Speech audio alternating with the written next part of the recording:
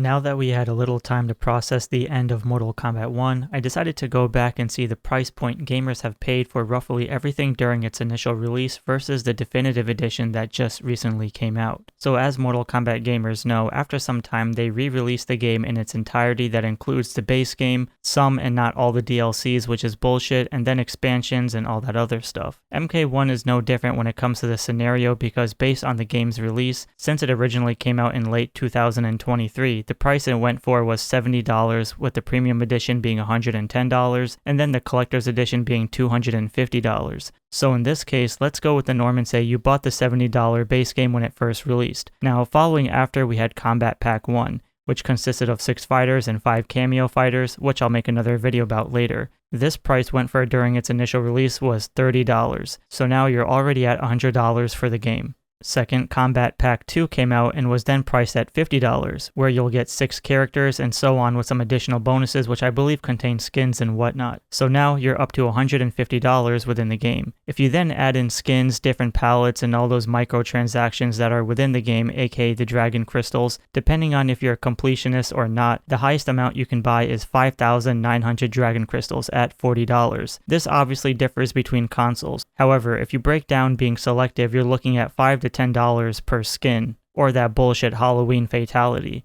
So now you're at $190 within the initial base of the game. So now, let's say you're someone who didn't fully invested in the game due to a busy life, and if you want to have the game technically be completed for you, you can buy the definitive edition upgrade for $60 that contains all the new skins, movie skins, and Chaos Reign skins. Or if you haven't even played the game at all, you can just skip all the hustle and get it for $70. So in general, utilizing the $60 concept, you'll now be at $250 compared to those who waited 2 years to get most of it for $70, let alone being digital only, so that only screws physical media collectors, and perhaps the price will only go down further once we hit Black Friday. And the fact that the game doesn't even share anything about Pink Floyd or a bunch of other skins that fans would want would be devastating, because I'm still salty that I don't own the option to get the MK95 Johnny, Sonya, and Raiden skins because the servers shut down. So who's not to say they'll shut down these too? Perhaps we won't get classic ninjas after all. So with that said, let me know in the comments below what you think about MK1 and give a like and subscribe for more reviews.